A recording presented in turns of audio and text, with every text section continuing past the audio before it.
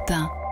Pierre de Villeneuve, vous recevez maintenant Sébastien Chadeau-Pétronin. Sébastien Chadeau-Pétronin, fils de Sophie Pétronin, humanitaire franco-suisse de 73 ans, au parcours personnel marquant. Elle est allée s'occuper des enfants au Mali après avoir perdu son fils aîné. Mais voilà, le 24 décembre 2016, le jour du réveillon de Noël, elle est enlevée par des djihadistes. Depuis, elle est toujours otage et c'est un combat de tous les jours. Pour vous, Sébastien Chadeau-Pétronin, merci d'être avec nous. Bonjour. Bonjour, merci de nous donner un peu de temps d'antenne. La dernière fois que votre maman donnait signe de vie, c'était en juin dernier. Elle apparaissait affaiblie, peut-être malade, vous allez nous le préciser. Mais vous avez eu des nouvelles, pas plus tard qu'il y a 24 heures, c'est ça ? Oui, on a reçu une dépêche dans la nuit, pas cette nuit, donc la nuit précédente à 4 heures du matin. Dans cette dépêche, on apprend beaucoup de choses. Alors les informations restent à vérifier, comme toujours, mais... Qu'est-ce que vous appelez une dépêche, d'abord, pour bien savoir ? Alors c'est un média local qui constitue un article assez élaboré. Il y a beaucoup d'informations. Il parle même d'une libération possible au mois de janvier. Donc vous comprenez, quand vous vous réveillez à 4 heures du matin, parce qu'on a des alertes sur les téléphones, et puis que vous voyez quelqu'un qui titre libération de l'otage Sophie Pétronin, je vous laisse imaginer le restant de la nuit, mais bon, c'est toujours à prendre avec des pincettes parce que... Qui rédige ce texte, qui rédige cet article ? Là, en l'occurrence, là, c'est un média malien, donc c'est un journaliste. Ouais. Mais on imagine que ce journaliste est informé. Oui, il donne trop d'informations dans son article pour que ce soit farfelu. Donc même si les informations sont pas vérifiées à ce jour, elle laisse quand même, elle pose beaucoup de questions. On sait en tout cas que le gouvernement du Mali est très attaché à cette affaire, très très embêté avec cette affaire. Moi, je leur adresse aussi des remerciements au passage parce qu'ils m'ont toujours très bien reçu. Ils ont été très bienveillants avec moi et je pense qu'ils ont une réelle volonté de sortir ma mère de là. Ils sont cités dans cet article pour justement être en démarche au sujet de ma mère. Est-ce que dans cette dépêche, on a des nouvelles de la santé de votre maman ? Non, même c'est dur à accepter, mais au cours du mois que j'ai passé à cheval entre la Mauritanie et le Mali, j'ai été au contact des gens qui décident du sort de ma mère et j'ai même pu parler vraiment aux gens les plus impliqués et je n'avais pas de détails précis sur son état de santé. Je me demande si eux-mêmes avaient des détails précis, c'est-à-dire que ça peut vous surprendre, mais les décideurs ne sont pas les exécutants et ne sont pas les gens qui sont chargés de la tenir quelque part dans le sort de désert. Votre mère, c'est ça. Voilà. Donc moi j'ai eu affaire plus à des décideurs et eux avaient reçu des informations qui venaient précisément du camp où elle était détenue et c'est comme ça qu'on avait appris le 11 novembre dernier que son état de santé se dégradait. J'ai su qu'elle allait un peu mieux. J'ai eu quelques précisions que je peux pas dire parce que ça jetterait encore d'autres, ça poserait encore tellement d'autres questions. Mais il faut être prudent, hein, c'est vrai.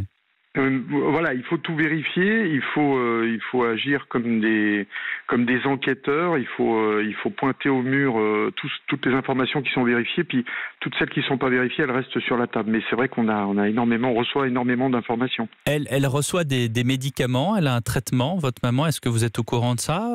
On a parlé d'un cancer, est-ce qu'elle est atteinte d'un cancer ?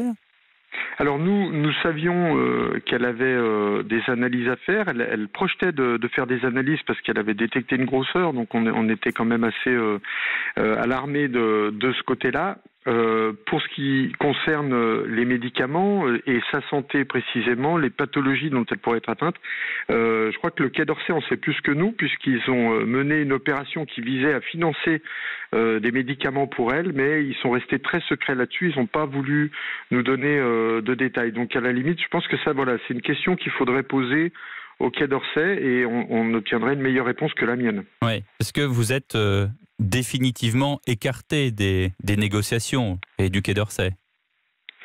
Alors malheureusement, le canal de communication que j'ai mis en place a été coupé par le Quai d'Orsay. J'avais souhaité mettre en place un mécanisme de communication, former un tandem avec quelqu'un qui pouvait de son côté faire remonter les informations directement dans le camp des djihadistes.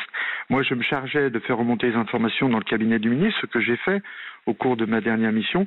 Et le Quai d'Orsay a souhaité couper ce canal de communication. Pour des raisons de sécurité, non ? On ne sait pas.